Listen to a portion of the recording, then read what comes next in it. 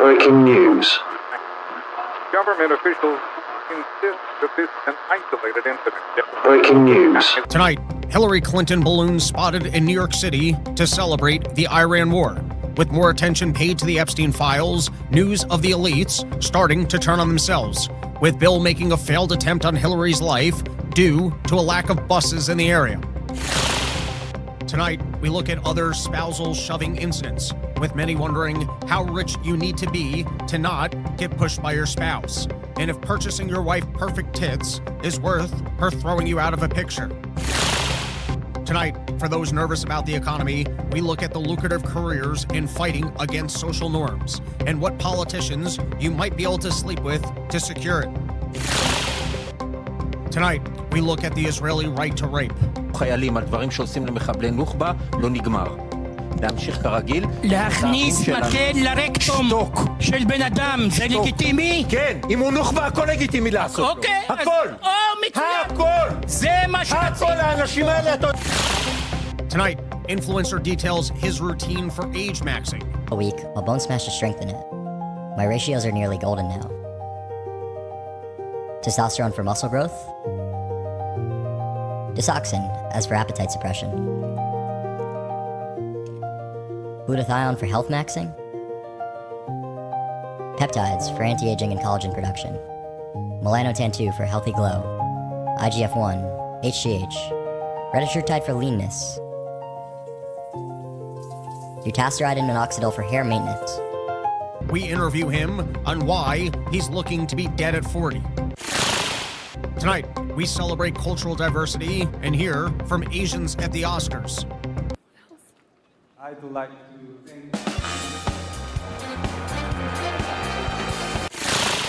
For more Oscars coverage, we go to our field reporter. I'm here nowhere near the red carpet. We were pretty much asked to leave because nobody respects me or what I'm doing. But we're here outside the fence of the Oscars, and we've got a live feed of the outfits. You know, the important news. Finding out what stuff pretty people are wearing that you can't afford and wouldn't look good in anyways. That's what people care about. But in terms of style trends, there were a lot of women dressed like birds. It's like an Ozempic thing. I lost all my curves, cover me in feathers. And here we have some actress I don't know wearing the maximum amount of allowable side cleavage. We salute you. Not enough people are going for the side cleavage. It's a better display of a natural tit. Otherwise, someone can just push up their dumpster trucks and think they got nice boobs. Next, we have another actress I've never heard of with the ideal look of instead of showing off your ass, you'd like to offer people a napkin. And then we've got Mr. Wonderful, a total embarrassment to bald men, wearing an expensive card and reminding the world people only like middle-aged balds for their money. Next, we have Pedro Pascal, who wore this to remind men that Chanel is not for them.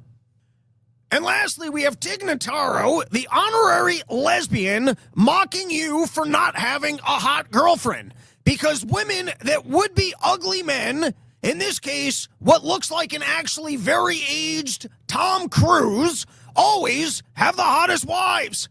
Not sure why you can pull 10s if you go for your owns and 6s if you go for the opposite sex, but if a higher power does exist and doesn't want us to be gay, he sure is rewarding mating within your own team.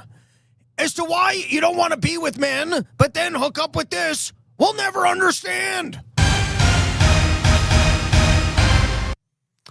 All right. What is up, everybody? Welcome to a brand new episode of the Run Your Mouth podcast. It is a pleasure to be with you guys, and I want to welcome everybody back to Trump's victory lap, the never-ending sequel.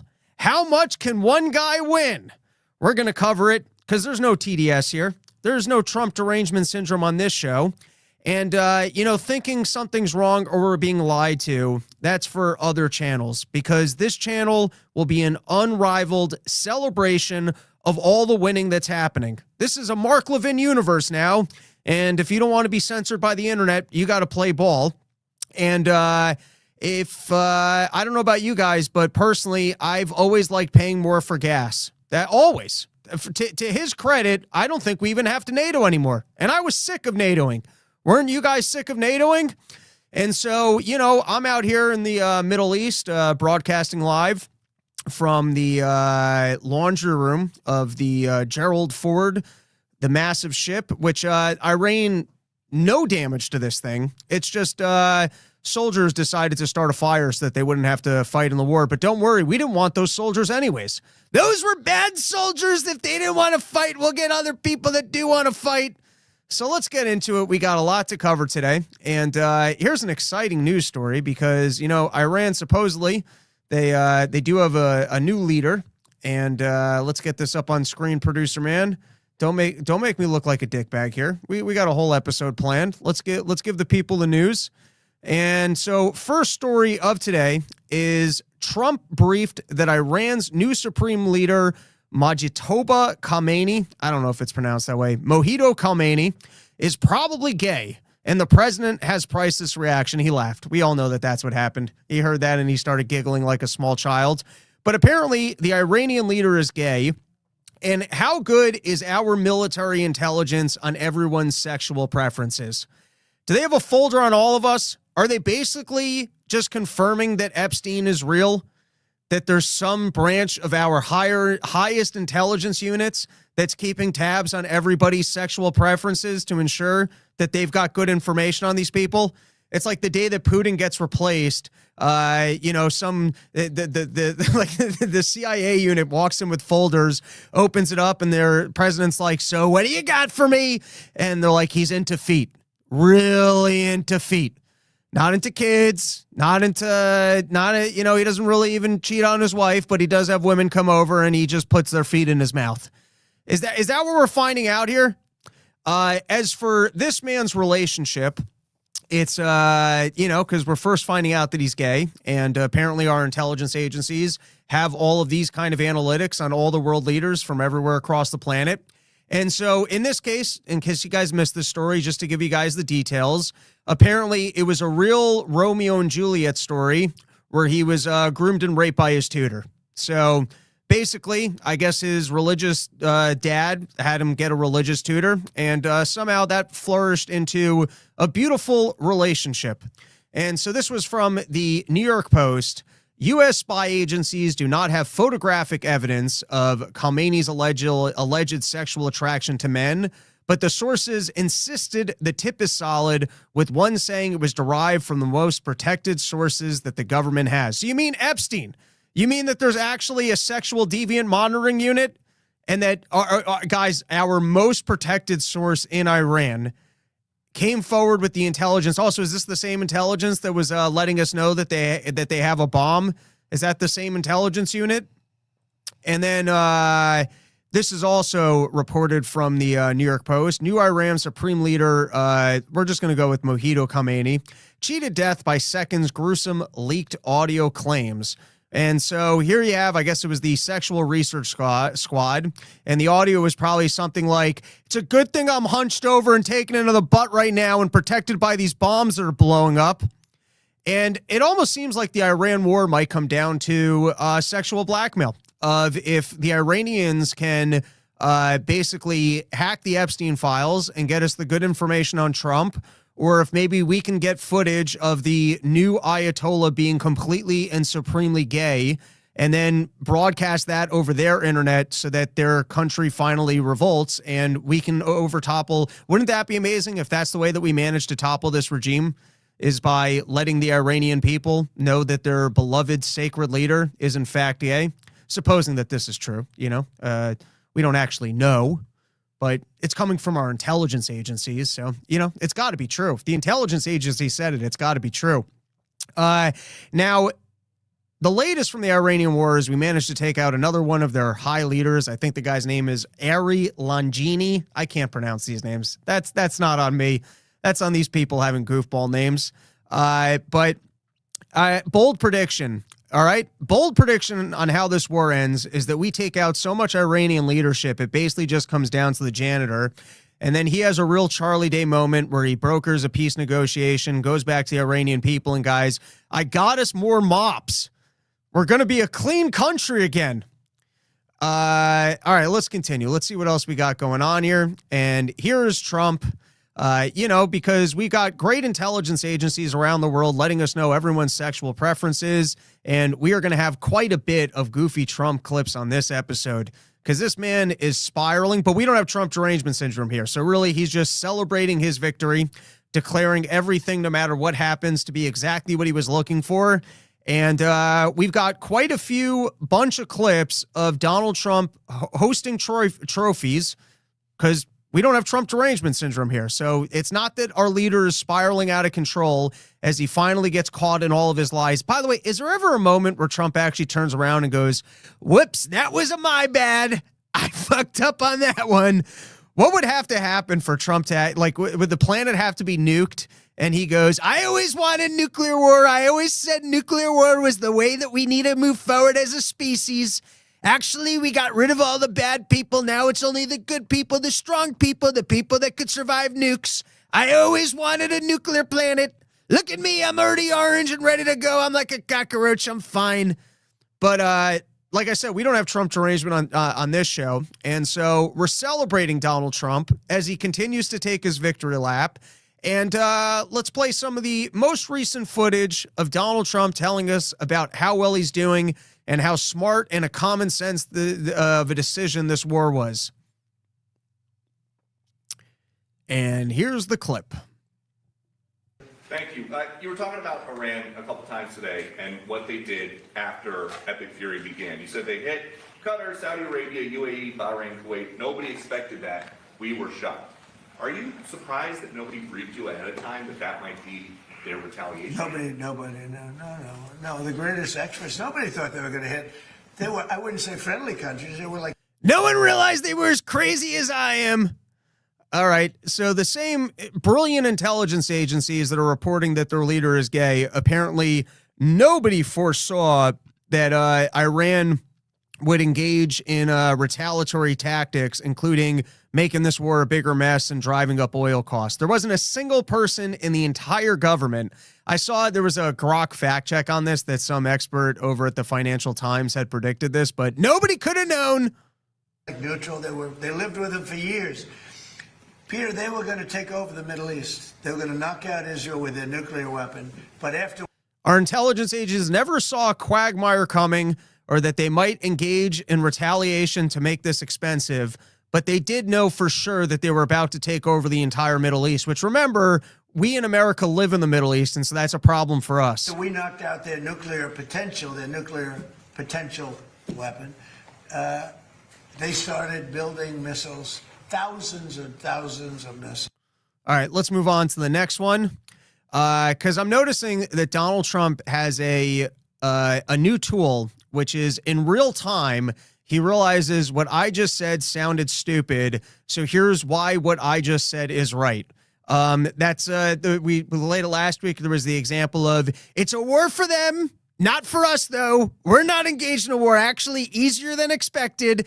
And as he just flies off the cuff, apparently no intelligence or planning whatsoever, and that there was no one in the United States government that let him know, hey, they might shut the Strait of Hormuz, and if you bomb their oil, they might bomb other oil infrastructure. But here is Donald Trump, and he's taking a new tactic in the way that he takes his victory lap and explains to us that he's winning, which is now he's going with Yoda talk. Roll the clip. You mentioned the significant amount of oil that China derives from the Middle East. What is the status of your conversation with President Xi in terms of getting China to cooperate in terms of making the Strait of Hormuz safe for those oil tankers? Yeah, so China is a great example. They get 91% of their oil from the Harmless Straits, which we protected for years. And it always bothered me that we have these countries. Japan gets 95% of its from the Straits, the Harmless Straits. And it always bothered me that we're protecting and we don't need them. We didn't need them before we started dig we must. Dig me must, that's the Trump policy of lots of oil. And we didn't. You guys catch that guy? In real time, he corrects himself. He realizes dig we must. That doesn't make any sense. And he goes, that's actually our new policy. And this is the new Trump. Border we must close. Safe I will make you. Iran we will destroy. We're reaching the Donald Trump Yoda years, where, you know, in order to convince us that we're all on board the Donald Trump victory lap, he now will start talking like Yoda. Now, we did have our first actual resignation. It's from this fellow Joe Kent. Never heard of him before, but, you know, the second someone takes the exact side that you want, then all of a sudden you're a big fan of them. And so you've got Joe Kent stepping down and saying the darkest of the conspiracies on the internet. Sadly, we have fallen victim to even individuals in our own government watching too much fake news and falling victims to the biggest conspiracies on the internet. And so this is from The Hill, and this was a quote from Joe Kent. I cannot in good conscience support the ongoing war in Iran. Iran posed no imminent threat to our nation, and it is clear that we started this war due to pressure from Israel and its powerful American lobby, Kent wrote. Kent shared a letter addressed to Trump stating that while he supports the values and the foreign policies that you campaigned on in 2016, 2020 and 2024, he disagreed with the president's decision to launch the Iran operation. I pray that you will reflect upon what we are doing in Iran and who we are doing it for. The time for bold action is now. You can reverse course and chart a new path for our nation, or you can allow us to slip further toward decline and chaos. You hold the cards, he wrote. And now this should probably concern you, but this guy's actual title was the director of the National Counterterrorism Center, which, does that make you feel good about incoming threats? Does it make you feel good when the director of the National Counterterrorism Center is like, I don't know that I want to be around for this ride. Not sure I want to be around for how this one plays out. And we all knew Donald Trump was going to turn around and go, I was going to fire that guy anyways, watching too much fake news. That Joe Kent is. Apparently, there's some clips earlier on of Joe Kent pushing for bombing Iran, but you know, I'll take something. He's resigning. He's saying that we did this on behalf of Israel and that this is not a good idea for the American people. And now we get to see how Tulsi Gabbard's going to respond. I think she's in front of Congress today, so I'm sure we'll have some clips on that in the next episode, and we'll see how much soul is left in her eyeballs. We'll see if she's all of a sudden got those shark eyes of Kash Patel, and if maybe her family's been threatened as well. You know what would be the best is if she comes out and she's got the Dan Bongino haircut. She's starting to look like Diaper Face himself with just the receding hairline that he wants to pretend like that was always the line. I don't know why I'm doing him as Trump. And here's the actual response of Trump to Joe Kent leaving, assuming there's a video here. Guess we're going to find out. I guess that video did not get inserted, but of course, Trump once again declared victory. You know, director of national intelligence is leaving. And so Trump's response is, of course, well, we don't want the losers in our government anyways. Good. They're self-deleting. Now I only have people who realize how victorious I'm being.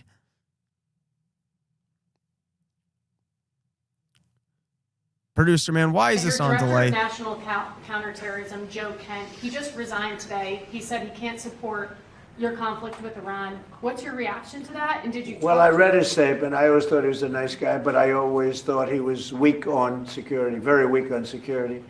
I didn't know him well, but I thought he seemed like a pretty nice guy. But when I read his statement, I realized that it's a good thing that he's out, because he said that Iran was not a threat. Iran was a threat. Every country realized what a threat Iran was. The question is whether or not they wanted to do something about it. And many people, many of the greatest military scholars are saying for years that presidents should have taken out Iran because they wanted a nuclear weapon. They were, if we didn't do the attack, or if, I'll go a step further. So once again, we've already explained the way Trump 5D chess works, which is no matter what happens, you declare that to be the right thing and that you're victorious for it happening. And so in this case, he's lucky that the losers are self-deleting. And now you've had a little bit of chaos of Donald Trump at first saying, we don't want anybody's help in this war, and then turning around and going, hey, you know, we could probably use some ships right now because ours are out of commission. If you guys can help us secure the Strait of Hormuz, which I guess there's a lot of chatter about the asymmetric warfare and whether or not they would even be able to secure the Strait of Hormuz, because you can always have some terrorists still sticking around, dropping mines in there, or got their rocket launchers, and so they're taking out the boats. And so if the war comes down to Iran regime surviving and just keeping the Hormuz Strait to punish all of us for stirring up shit with them, I think that it's a difficult task. Even though Donald Trump's talking about taking over the Hormuz, I guess there's going to be the question of, if he does take it over, how easily can you secure that asset where it's not just too risky for boats to cross through because there's the occasional mine in it. But the NATO countries are turning down getting involved in this. There's some chatter that before the war they were warning Donald Trump that was not a good idea, but I might have just seen that in a headline and be pulling it out of my ass. But this is from the New York Times. This is not our war. We did not start it, Boris Pistorius, Germany's defense minister, said yesterday, calling for a diplomatic solution instead. Prime Minister Ken Starmer of Britain said his country will not be drawn into the wider war with Iran. The French foreign minister said much the same, and the Polish foreign minister said that his nation has also ruled out sending forces into the conflict. They're like, dude, we still got to deal with this Russia thing. We can't be getting involved with this. This one's totally out of order. We're going to come back to that later. Can someone in the chat remind me that we got to come back to slide number 10 to delve into apparently a new interest in DOGE? And I'll take some comments shortly. But now we've got Donald Trump. Remember, he's on a victory lap here. And part of his victory lap is in recognizing that Mark Levin is supposed to be the voice of the Republican Party, because the way that MAGA works now, it's whatever Trump's mood is that day, whoever's completely in agreement with Trump's mood of the day. Anybody who's not in complete agreement is an idiot, and Donald Trump never liked him, doesn't know why anyone listens to them, and they have failed ratings anyways. But if you're in absolute agreement with Trump in whichever version of psychotic Trump shows up that day, then you're Donald Trump's best friend. And so as Donald Trump embarks on this war on behalf of Israel, suddenly people that hated Donald Trump are now Donald Trump's greatest allies and best of friends, and the people that we all need to be listening to. So listen, it's a longer tweet, and we are going to be delving into quite a few of Trump stuff, but there's going to be a lot of other people in the media who are telling you that this is Donald Trump spiraling out. And on this show, we don't have Trump derangement syndrome, and so we're trying to celebrate just how much of a victory lap Donald Trump is taking here. And I think that all this information is relevant and important. So let's read. This is Donald Trump praising Mark Levin. Mark Levin, a truly great American patriot, is somewhat under siege by the other people with far less intellect, capability, and love for our country. Mark is tough, strong, and brilliant, hence the nickname The Great One, conceived by our MAGA friend, the wonderful Sean Hannity. After years of dealing with Mark in legal media and other capacities, Mark would often do Sean's show speaking as a lawyer. I'm just going to skip ahead. Mark Levin only cares and only wants one thing: greatness and success for America. Those that speak ill of Mark will quickly fall by the wayside, because we're going to censor the entire internet, and you're only going to be able to listen to the news that we want you to hear. All right. That speak ill of Mark will quickly fall to the wayside, as do the people whose ideas, policies, and footings are not sound. They are not MAGA. I am. And MAGA includes not allowing Iran, a sick, demented, and violent terrorist regime, to have a nuclear weapon. All right, now, here's my thought. You know, I already said it kind of just feels like right that Donald Trump is here for the end of the world. And I used to listen to Mark Levin occasionally in the car in high school. And it's just... if you listen, you can't watch the guy, all right? You can't watch Mark Levin. But if you're just listening to Mark Levin through your radio, and he's been preaching the Iran war all the way back since I was in high school, it just felt like you were in, that our reality was a movie, and that was supposed to be the voice of the dystopian regime that you were supposed to hear. If you were going to turn on talk radio, the sound of Mark Levin is just kind of... it's like picture perfect of what you're supposed to be hearing through your radio. And so, you know, if we do end up with a full Donald Trump dictatorship in the end of the world, there's just something that I think fits this, whatever the structure of our universe is, there's something that just makes sense to me that Mark Levin would be the voice for the end of the world in the simulation that we live in, that every time the only media that you could be able to get is Mark Levin on the radio, and our president is saving you, Everyone in the world is trying to kill you, but thanks to our president and his might in securing the channels of the internet and doing what no other president could do, keeping the cowards from complaining, we all now can do the heroic thing of standing on bread lines, waiting for our job allotments, waiting for the president who stands by our Constitution to send you to Iran to fight on behalf of Israel. Look forward to it, guys. As the Donald Trump victory lap continues, it's only a matter of time before you never needed to drive a car anyways. I promised you I'd get you a job. Sure, it might be out in Iran dying in a ditch, but this is where we're going. We're going internet censorship and full praise of Mark Levin, the greatest American patriot of all time, because who has spent more time on the radio telling us about how we have to go to war?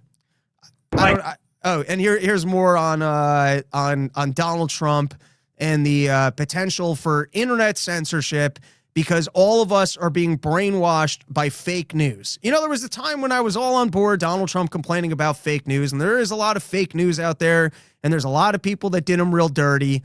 But then there's also Donald Trump getting up after winning an election and pretending that more people showed up to his inauguration than anybody else. There's also the guy who claimed he won an election.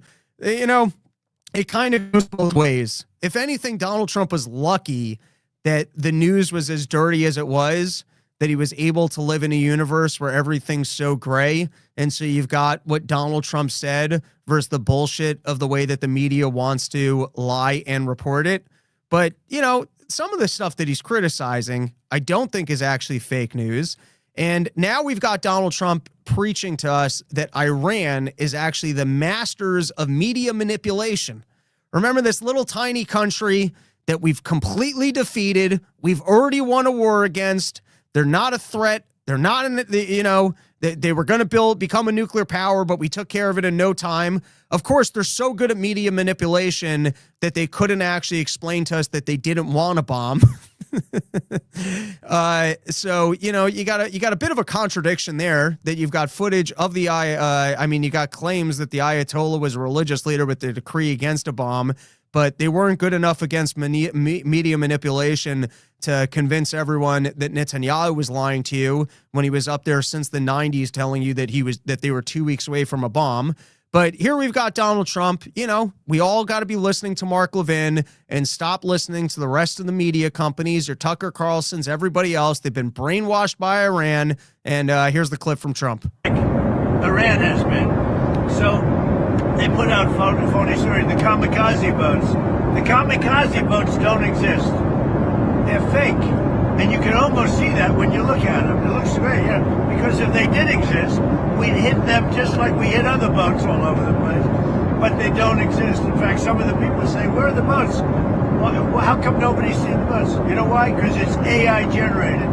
It's fake. And I didn't realize this before we started, but Iran is known for a lot of fake news. And they deal with our fake news. And I actually think it's pretty criminal, because our media companies, who have no credibility whatsoever, are putting out information that they know is false. Guys, we're engaging or witnessing treason at the highest level, that Donald Trump is trying to take a victory lap for all of the winning that he's doing. And sadly, our media companies, even though if you turn on Fox, I think they're doing nothing but supporting and praising this war, but a lot of the other media companies are apparently coordinating with Iran and broadcasting Iranian fake media directly to the American people. I mean, that nearly sounds treasonous to me. We're winning a war over here, and everyone's telling you otherwise. All right, and then here was another, remember, it's not a crash out, it's a victory lap. But here's Donald Trump with one of his longer tweets, letting us know just how victimized the American people are by Iranian fake media. Donald Trump: Iran has long been known as masters of media manipulation and public relations. That's how we all knew them. Before this war, we went in going, wow, we really suffer in this country from an abundance of Iranian propaganda, which is why the American public has always stood behind this regime and, taken aim at Israel and seeing their terrorist proxies in the region just as valid armies opposing Israel. We all know before this war, this was widely known by all the American people that clearly the Iranian regime was masters of media manipulation and public relations, which is why the entire general American public has been long-standing Iranian supporters. Let's continue. They are military ineffective and weak, but are really good at feeding the very appreciative fake news media false information. Now AI has become another disinformation weapon that Iran uses quite well, considering they are being annihilated by the day. They showed phony kamikaze boats shooting at various ships at sea, which looks wonderful, powerful, and vicious, but these boats don't exist. It's all false information to show how tough their already defeated military is. The 5 U.S. refueling planes that were supposedly struck down and badly damaged, according to the Wall Street Journal, also false reporting, and others all are in service with the exception of one, which will soon be flying the skies. Building the ships that are shown to be on fire are not. It's fake news generated by AI. For instance, Iran working in close coordination with the fake Lincoln aircraft carrier, one of the largest, most prestigious ships in the world, burning uncontrollably in the ocean. Not only was it not burning, it was not even shot at. Iran knows far better than to do that. Yes, we're in the middle of a war with Iran, and Iran knows far better than to even attempt to strike our boats. What are we going to do? Fight more war with them? The store was knowingly, all right, I've had enough of reading this. You guys get the point. All right, and here's one more clip, and then we'll take some comments. So I can fully understand why they're not doing it. Oh, one other thing that was AI generated, they showed about 250,000 people in a square saying how much they love Khomeini. Totally AI generated. It never took place. The media knew it didn't take place, but they built it up like they have great support. They don't have support. And that whole rally that they had 4 days ago, that they said was fake. It was AI generated. AI can be very dangerous. We have to be very careful with it. But the rally, because I was actually surprised to see, because I don't know how much the people hate this thing. It's like he's this is after the inauguration where he said largest crowds anyone's ever seen. That's what's going on right now. It doesn't matter what you see. If it's not in line with the Donald Trump victory lap, it's fake news. I mean, no one supports the regime, which is why they're actively trying to overthrow them. And if you see pictures of these people in the street celebrating the regime, it's because those people are trying to trick the regime into thinking that they do support the regime, but really they're just waiting for us to bomb more of their infrastructure that they will probably need in order to survive after the war. But really, they're all on our side. Don't believe anything you see, and if it looks really bad, just assume it's AI. Episode brought to you by YoKratom.com, home of the $6 kilo. Only place in the entire world you can get a full kilo of kratom for just $60. And also, if you want to support the show, you can go to robbernsteincomedy.com for all $5 a month. And today, we will be doing a longer episode with a whole bunch of subscriber content additional topics. So if you were looking for more Run Your Mouth, go over to the website, robbernsteincomedy.com. It's all of $5 a month. And I think I got one more clip from Donald Trump. No, we got the NATO topic. All right, before we get into the NATO topic, why don't we take some comments here? We've got Sarah S. AI BB didn't hear Trump say anything about that. Yeah, not bad. BB's AI video was hilarious too. I wish I could do like live polling. How many of us think that Bibi Netanyahu is alive, and how many people think he's dead? I'm somewhat neutral, flip a coin on the topic, but we are going to play the video with Mike Huckabee in a bit, which does seem odd. Students 17, 16, 25. Trump wants just to have a good time and get his way. No care about what's really beneficial to us and what is up and what is down. Yeah, I don't really agree with you on that. TJ Hawthorne asking, by the way, thank you for subbing. I saw that you subbed. Much appreciated. RobBernsteinComedy.com. Throw your support behind the show. $5 a month. TJ Hawthorne, are you back in Brian McWilliams' basement again or visiting Tel Aviv? Looks like your background has been bombed. No, I'm aboard the U.S. boat, which has sustained heavy fires, but it's not because Iran has the capability of striking our boats with missiles. They would know better than to even try and attack us. It's just that our military gear is in such disrepair, and we've kept our, our sailors at sea so long, they're engaging in mutiny. But that doesn't mean we're losing a war. Doesn't mean we didn't plan for the war. Doesn't mean we don't have the best and most capable army in the entire world. It's really just a showcase of how much we're winning, that our own soldiers and boats don't have to partake in the war, and other armies still just know not even to touch us because that's how much we're winning. All right. Jeremy Dahl, Twitter is so obscured with AI and bots on all sides. I can't tell what's real. I agree with you on that. All right, guys, I got a special guest. Before we get into the topic of NATO and whether or not we don't have to NATO anymore, because, we were doing this for China, guys. Remember, China's the enemy. We don't even get our oil from Iran. China gets 90% of its oil out of Iran. And we were just trying to do a nice gesture for the country that we keep hearing that we're at war with. And so, if these other countries aren't going to step up their game, which might be the out, we're going to, listen, I'm ADDing. I got a guest we're going to bring on in a second. But that might be Donald Trump's out, is doing a couple more bombings and then just turn around and go, you guys want the Straits, you can have it. But we got Bobby the Bank, who's running reconnaissance, living in the elite circles, just met Zuckerberg and some other of the elites. I got to figure out the other view here to get both of us on. But Bobby, welcome to the show. It's nice to see you. Oh, I don't know if you have sound. Are you plugged in? Let's go. I'm running a professional operation here. I fired producer, man. You're looking like a Jedi Knight. But at the moment, I don't have any sound for you, pal. Don't make me have to edit later. I'm just going to keep talking until you figure this out, because I do not want to have to make an edit at a later time. You don't got any sound, dude. I'll tell you what. Bobby the Bank, the fans love you. They're already in the chat. They're saying Bobby the Bank is the man. I want my sheets. I want to hear what's next. I'm going to continue with the NATO topic. Why don't...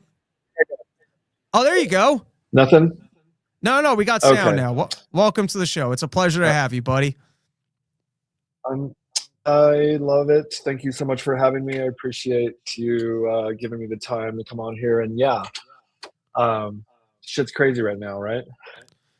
Yeah, you. How long were you in Iraq for? I mean, that's the origin story of Sheath, was that they sent you out there with bad underwear. Your legs were burning alive, and so you invented Sheath in your time in Iraq. How long did you serve out there for? About 14 months. It was 2 tours separate, and then they were both 7 months each, because my job was pretty gnarly, so they didn't keep us there for over 6 months, actually. Because when you go in, you go to Kuwait, you sit in a port or whatever for about 2 weeks, then you go to Iraq for your 6 months, then you go back to Kuwait for 2 weeks, and then you come back home. And when you were out there, because I know the way that the military works. They find these, the downtrodden before they engage in successful careers, and they promise them a vision of hope and that you're going to serve your country.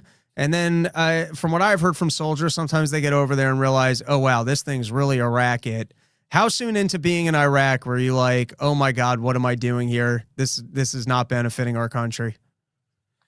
The first tour it was so busy that I didn't really have time to think about anything like that. And people were dying like left and right all around me. So it was pretty intense. But on the second tour, I realized that, and this was by 2008, that something was amiss, and we're just like wasting all this money sitting over there doing nothing. And it occurred to me that just like this was a money grab, I guess. And I think a lot of soldiers come to that conclusion, the ones that get out for sure. It's just like, what was that all about? There was no weapons of mass destruction. We're not liberating these people. We're killing them.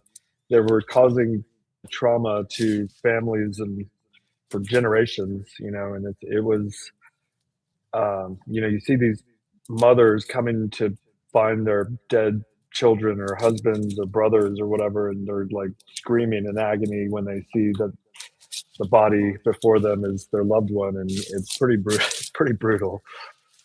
All right. Well, that took a grim turn, but you know, it's important. No, it's important to confront reality, and myself, and I think a lot of the people that listen to the show are fortunate enough to not have, not have engaged in military service and not have to.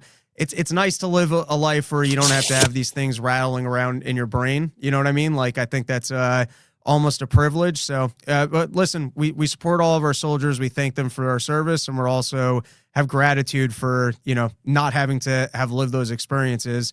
On a more positive I'm still note, in therapy. Just so you know. But anyways, let's get to a more positive note. can I tell you there was this great, I wouldn't call it a great show, but I enjoyed it. I'm a sucker for a good rom-com. There was a show on FX called You're the Worst. Do you ever see that?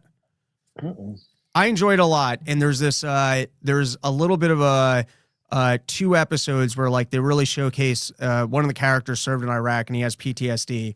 And just brilliant filmmaking where they did like 2 episodes back to back. And one of them was because he's like spiraling out of control. So like the first episode is just the episode through everyone else's like character's lens. And then the next episode is kind of through his lens as he's experiencing PTSD. And it was brilliant filmmaking. But there was one line where he's like talking to another soldier.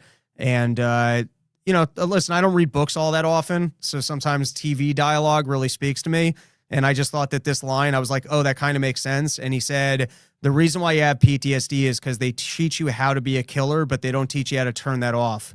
And I think there is something too, if you've experienced kind of life through the lens of like, oh, in a certain environment, I will kill this person. And then you just go back to like regular life where it's stable and calm. You're just kind of out of place because you realize like how fragile like that calmness is, and that you just got to like, it only takes a couple turns before you realize, oh, that guy could be trying to kill me and I need to kill him. Yeah, life can get really weird and twisted pretty quick. Which is why you got to wear your sheaths and be prepared. You never know when you're going to have to run real fast. And the last thing you want to do is be in this doomsday scenario where your legs are chafing together. So, by the way, firstly tell me, where were you that you managed to, maybe I'm not supposed to be spilling this information, but you texted me that you recently met Rogan, you met Zuckerberg, and you're really, you're climbing the social ladder here, still paying us a visit from our dirty laundry room. But what was the occasion that you got to meet all these fine people? Well, I always like to come back down to the slums with the real folks, but I got invited to the BMF fight. I slept like shit last night. It was the worst night of sleep. But again, thank you for having me on here. Okay, so Corey Sandhagen invited me as his +1. He's like the number 4 bantamweight fighter in the world. We had dinner for him. With him, he was fun. Oh yeah, and exactly. He came out to the shows we did in Denver with Dave. We had a little quick lunch, and I was able to introduce Corey to Dave and you in Denver, but in Vegas last weekend, he invited me. And so I'll keep the story kind of short because there's a lot of like drama that led up to this, but I ended up getting to the weigh-ins with him. Okay. And we walk into the back entrance and I see Tony Hinchcliffe over in the corner. And it's like this warehouse spread out with like, you got a couple people here, Megan O'Leary, a couple fighters over there, but it was not like this crowd space. But I see Tony Hinchcliffe, he's talking to someone, and I'm with Corey, but I'm like, I know Tony, so let me go talk to Tony. And so I go talk to Tony, tap him on the shoulder, break up his conversation, very polite of me. But he turns to me, doesn't know who I am, but he's like, hi, I'm Tony. And I said, it's me, Bobby from Sheath. And he's like, oh, Bobby, or yeah, whatever. And then he showed me he was wearing Sheath. And that is that rules. The coolest thing ever. That's awesome. It was so cool. So Tony Hinchcliffe is wearing Sheath. He gives me his assistant's number. I sent him like 30 pairs last week. And then, and I was able to introduce Tony to Corey, which was cool because that makes me look cool. And they're both fans of each other. And so they kind of exchanged pleasantries. And then we step aside for a few minutes. And then I see Rogan talking to Tony. And so I get my out. I'd take a little quick little 6-second video just because I'm in the fucking same room with Joe Rogan. It was the coolest thing ever.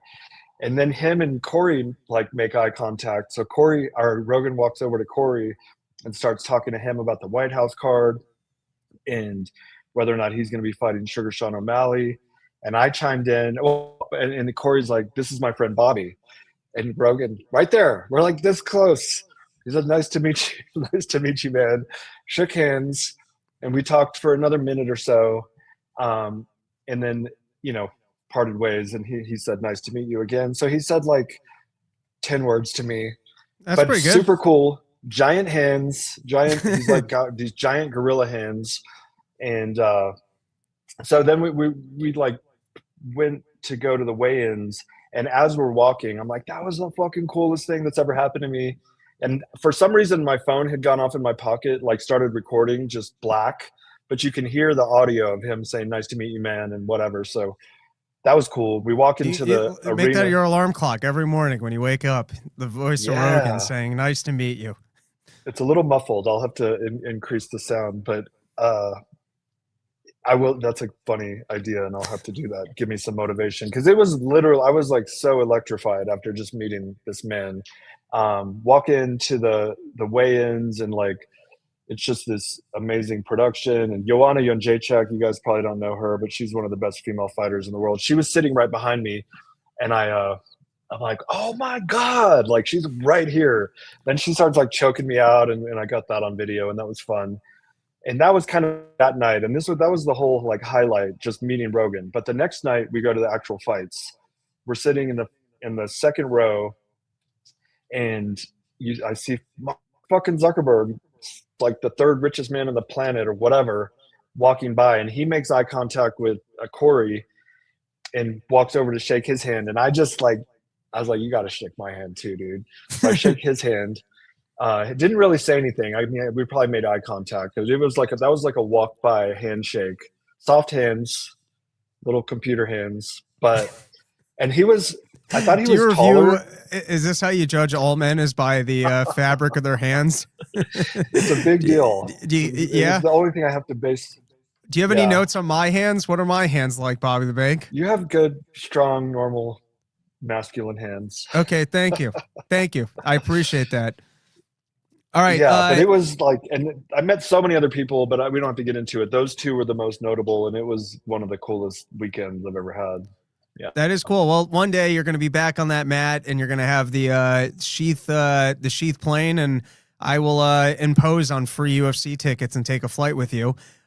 Before I let you go, tell us the latest and greatest from Sheath. I could use a care package. I would love to. I'll get you one out. Let me make a note. And we have the Elements pair that we released, our Elements collection. It's earth, fire, water, ether, air, and those are going really fast. If you wear all of them at the same time, do you turn into Captain Planet? It's like the Avatar, the Last Airbender. You turn into. Got it. Just kidding. One of those two. Your choice. Don't say that on air. You might get sued by the Avatar people. It was totally independently inspired. It was Abba, Aang, Zuko. Anyways, I love the Last Airbender. It's a great cartoon and movie. We got Junior Toxicity plugging the socks here, saying Sheath makes great socks. Thank you. I love the socks. Thank you, Junior Toxicity. So we have what's going on right now on our site is called Pouch Madness, and it's kind of like a play off of March Madness, and it's up to 50% off. Ooh. The stuff that's 50% off is stuff that we're trying to get rid of, but everything is discounted, and you can still use a code. So use the code RYM to get that additional 20% off. Oh, that's wild. 70% off. Yeah. That's quite the savings there, Bobby the Bank. Some of the things we're trying to make space. We got huge shipments coming in. We're really gearing up for the rest of this year. We're trying to make this our biggest year ever, and a lot of new designs, a lot of fun patterns, and you'll like it. This is going to be the best year of Sheath designs. And after the whole tariff fiasco of last year, we ran out of a lot of inventory. So the last few months have been really hard to. We just didn't have many options to provide. So are you going to get that tariff money back? That's a great question. I did get an email from my customs broker, and we had to fill out some paperwork to apply for a refund. And then I asked her a subsequent question about like how that might look and when it might be coming. And she's like, oh, well, they haven't even told us what the process is going to look like. So, and they should get that information in like 45 days. And that was about a week or two ago. If you get that tariff money back, I think you should put it into porches. That's what I say. Oh yeah, for sure. We're gonna apply the porches for Robbie to show up and do comedy. There you go. All right, Bernstein, Bobby the I gotta Bank. send you I'm sending you a care pack, and do you have a hoodie? Probably not. Send it my way. I'll wear the hoodie. Yeah, I gotta track down that blue hat. I was wearing that blue hat for a while. Yeah, the blue hat. This one? Yes, Or sir. the light blue. No, I had the this is trucker one. All right, I wanna get into the NATO stuff. Always a pleasure, guys. That is breaking news from Sheath. Super discounted, 50% off on some of the old stock, and you can still use my promo code RYM for an additional, I think, 20% off. So you're picking that stuff up for 30 cents on the dollar. That's how you show it to Trump and survive in this inflationary economy. You know. That might be cheaper than oil. You might be able to buy sheaths and shove them into your gas tank and just get your car going by lighting the sheaths on fire. Probably don't do that. I don't want to recommend I don't recommend exploding your car with sheath underwear, but there might be an insurance just put them payout. on. Yeah, put it on. Put it on and show off your junk to your lady. All right, we're gonna get back to the show. Always a pleasure. Thank you, Bobby the Bank. Thank you for having me. Bye, everyone. All right, so let's get back into the latest from Iran, which I got to change producer man. Let's go. Get the stuff up on the board. All right, so we had Donald Trump's having a problem with the Hormuz Strait, so he turns around and he says NATO's facing a very bad future if countries don't help with the Strait of Hormuz. But then, of course, he goes, I didn't want them. They should help. We don't need their help. I was going to let them take part in the winning, but if they don't want to be a part of the victory, so be it. And here, we might actually have our off-ramp from the Iran war. Not that I think this is going to happen, but, you know, Donald Trump started with, we don't need the UK boats, we're doing fine. Then he realized, you know what, maybe we could actually use some boats. Ours are currently on fire because our sailors don't want to be in this war.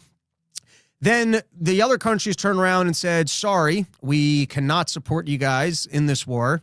And now Donald Trump is threatening, I wonder what would happen if we finished off what's left of the Iranian terror state and let the countries that use it, we don't want to be responsible for the cold salts that use it. We don't want to be, but we don't want to be responsible for the so-called strait. That would get some of our non-responsive allies in gear and fast, which I think is basically threatening. We're going to claim that we won in Iran, we defeated the regime, and you guys can sort out the strait because you guys need it more than we do, which also maybe these other countries can come in with better diplomacy, although I don't really see that working because if they go, hey, we're going to make sure that America doesn't attack you guys again, I don't think that they're going to believe that Europe has the ability to persuade us not to do what Bibi Netanyahu wants us to do.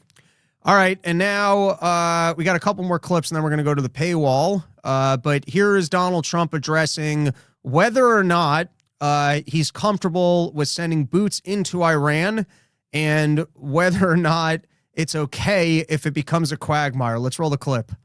Mr. President, Iran, because the Iranian regime has told Sky News, if you put boots on the ground in Iran, it will be another Vietnam. Are you afraid of that? No, I'm not afraid of. I'm really not afraid of anything. There you go. Doesn't matter what happens, it will be winning.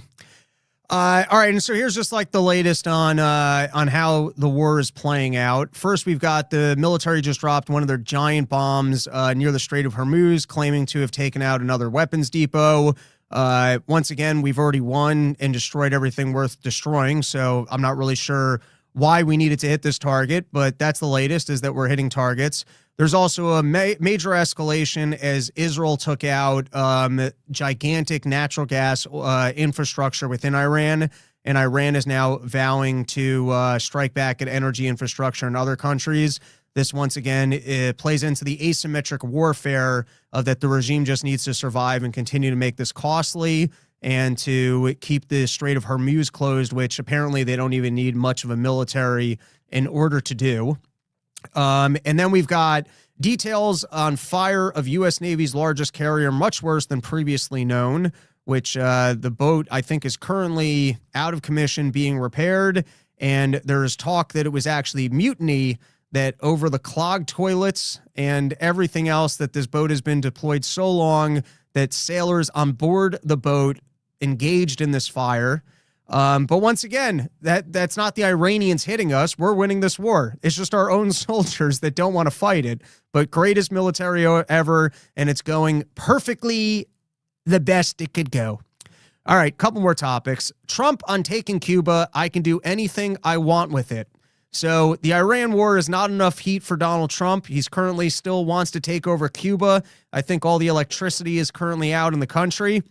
And what do you guys think Trump might do with Cuba? You think maybe he'll just put a giant gold Trump sign on it, or declare it Greenland and go, I told you guys I would take Greenland? I think the best was he should make a show of it and just do a bombing of boots onto the country and then go, look, boots on the ground. I got you again. Not that big of a deal. Boots all over the place. There's nothing on the ground there but boots. I told you guys, he's the doll hair presidency. All right, and now let's watch the video of Mike Huckabee hanging out with Netanyahu. And I don't know if this is AI or not, but it is incredibly awkward. And it might just be because Huckabee's got a bit of like a Winnie the Pooh type ambiance to him. And we're clearly being, this is government-generated propaganda to show the friendship between Netanyahu and Huckabee. Even Netanyahu's demeanor seems to be a little bit more playful and joyful and not the typical Netanyahu that we see. Maybe a little thinner. Maybe he's on Huckabee's Ozempic as well. Who knows? But here he is having a jolly good old time, letting you know that he's alive. He can shake hands with you. He's got 5 full fingers and a list of assets that he's still looking to take out. And this is the latest of proof of life that Netanyahu has not been killed in the strikes. I will go to the chat. I'm curious if you guys think this is AI or if we're all just so batshit crazy with conspiracies that we can see literal video of a guy walking around and still think he might be dead. Maybe we've all just gone crazy. Mr. Prime Minister, I wanted you to know the president asked me to come and make sure you were okay. Yes, Mike. Yes, I'm alive. I checked that, and I'm happy to see that. But he wanted to make sure because, you guys get along too well. I know, and we shake hands with 5 fingers in each hand. But I have to tell you, I'm alive, but I have this card. Oh. And, don't read it. So it's a punch card. Mm-hmm. Today, I erased 2 names on the punch cards. And you see how many more to go on this batch. You know what the good news is? My name is not on the punch card. Your name is on the list of the good guys. Thank you. And the people that really share our propaganda, the good guys. All right, let's take a couple comments. Jeremy Dahl. I don't know if it's AI, but Huckabee's face now haunts my nightmares. Junior Toxicity. Is that showing up for you guys? Netanyahu is an angel now. Jeremy Dahl, breaking. Cuban sandwiches are now called Trump sandwiches. AL student, as much as we want him to be off, he may be chilling outside of Israel. That's why he needs AI videos showing us he is in Israel. That could be true, too. He's hiding in a bunker. He's in the Epstein bunker, as safe as can be. And they put him up in front of the green screen and use the best technology to make it look like he's still in Israel. All right, latest from Epstein. Cormer formally subpoenas Pam Bondi over Epstein investigation. And I guess we can only hope that the day that she goes in for this subpoena, that gas prices are up and the Dow is down enough that she has to actually answer questions. But good for Comer. I've said the conspiracy that I think he's the cover-up guy, but he does seem to be making some good headway, and so I support it. All right, and then... Listen, before we go to the paywall, I want to go back on the, we're going to cover the JD Vance thing, but for those of you guys that want to go over to my website, I'm going to start a new stream in about 5 minutes, and the topics are Big balls for president. Why I hope automation takes all the jobs. The government breadcrumb strategy for truth in governments. What generals getting blackout drunk can teach us about the Iran war. And the debate on if not being able to read should disqualify Newsom for president. And why liberal media thinks we shouldn't disable shame. That's going to be starting in 5 minutes. But before we do that, I do want to comment on that JD Vance thing. Slide 10, thank you. You know, that is RNW 2032 for the win. I was just going to get into it without the slide, and then you actually remembered what slide it was. That's fantastic. You know what? You can replace producer, man. That's the best work anyone's done in the chat yet. All right, so we've got Vance is now going to lead a nationwide task force. The way I see this is Donald Trump wants to give JD Vance a shot at being able to run for president, and so this is his out from the Iran war and all the failures of the Donald Trump administration of if they can relaunch DOGE, and if JD Vance can actually be successful with DOGE, then perhaps he can come back to the American people and go, I was focused on this one thing and I did a really good job with it, and this is how I saved the American people. And this is how much fraud was in government, and if you guys elect me president, I will be able to continue to clean this up. That assumes that there's actually an interest in getting rid of all the fraud, which it seems with the DOGE thing, there wasn't. And we're going to see a clip from Big Balls that I think really exposes that. But this one quote really stood out to me. For context, last month in the State of the Union address, Trump said Vance would lead in efforts to combat fraud. Then he said, I'm officially announcing the war on fraud. If we're able to find enough of that fraud, we will actually have a balanced budget. And I thought that DOGE was the most positive storyline of maybe the last 20 years, that perhaps 20 or 30% of our budget is just going to absolute waste and fraud. And we're not even talking about, you can go look into the military industrial complex and why Russia's able to produce bullets for so much cheaper than we are, why we're making all of these extremely expensive planes and we don't have a more, I've seen footage of like, I mean, it's Twitter, so who the hell knows, but I've seen footage of like kids coming up with basically drones, and we're out there spending billions of dollars on bombs and everyone's got cheaper equipment that's better suited. So like that, you know, that's like the soft fraud. That's not even the hard fraud of, hey, I've got this organization for women's studies and look, it's got paid $20 million last year. Or, hey, I just got in from Somalia and I got a daycare with no kids in it. Or there's 1,000 dead people here that are collecting Social Security. And so, you know, listen, we spend way too much money in this country and we're going broke and it's becoming a problem. And if you're telling me that we can actually reduce our government spending by a substantial amount, now, if they manage to reduce government spending and get rid of all the fraud and go, oh, look, we now have more money for wars, that doesn't help in any way. It might actually be better to just take the money and burn it versus, I guess, you know, killing random civilians with a bomb. I guess you're just burning money either way. It's just less death involved. At least one random Somalian guy can have a Lamborghini and enjoy a nice life if it's not just going to a bomb. But anyways, I see this as an olive branch to JD Vance in looking to continue his political career. And maybe JD Vance wants to actually distance himself from all the other reckless activities of this administration and will be motivated to get a win. And who knows, maybe DOGE round 2 will actually be helpful. But then you do have to wonder why Donald Trump walked away from DOGE round 1. And if fraud is actually this rampant in our government, why Donald Trump just completely walked away from it. You guys think JD Vance will make a successful run? Or if the general public is just somewhat interested in these fraud stories, so they're going to pretend to take a look at it. All right. That is the end of today's episode. I will go back and read a couple more comments. And for anybody interested, in about 5 minutes, we're going to start off at robbernsteincomedy.com, starting with my pitch for Big Balls for President. Jeremy Dahl, get Kurt Metzger on here. We need Robbie and Kerp. I would, you know, maybe the next time I'm down in Austin, I will hit up Kurt Metzger. I'm sure he would be willing to do a guest appearance on the show. I'm also sure I probably won't get a word in the entire time, but I've done a couple of podcasts with Kurt Metzger. The most recent one was the show he does with Sam Tripoli. We did one from the green room at Skankfest, and it was a fun time. Canadian Spawn, U.S. has lost over a dozen MQ-9 Reaper drones. I'm sure those are cheap. Could be. Jack Burden, Robbie and Kurt probably would not be a good combo. Robbie is far too logical and intelligent and doesn't fall into all these nutty theories that Kurt is addicted to. That actually makes for a good time because Kurt's incredibly smart, and sometimes he throws conspiracies at me that I'm not familiar with, and I'll start questioning it, and he gets really mad at me that I don't already know this information or that I would have any questions about it. And it's particularly a fun dynamic if you've got Sam Tripoli there to mitigate it.